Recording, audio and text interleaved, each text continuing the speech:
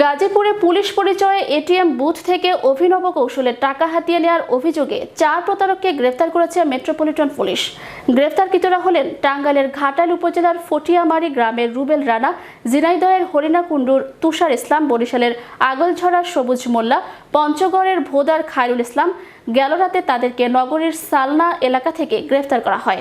গ্রেফতারকৃতদের মধ্যে রুবেল রানা পুলিশের উপপুলিশ পরিদর্শক হিসেবে পরিচয় দিয়ে প্রতারণার নেতৃত্ব দেয়। তাদের কাছ থেকে পুলিশের আইডি কার্ড, একটি ওয়াকিটকি, বিভিন্ন ব্যাংকের 6টি এটিএম কার্ড, একটি খেলনা পিস্তল সহ প্রতারণার কাজে ব্যবহার করা পুলিশের বিভিন্ন সরঞ্জাম উদ্ধার করা হয়।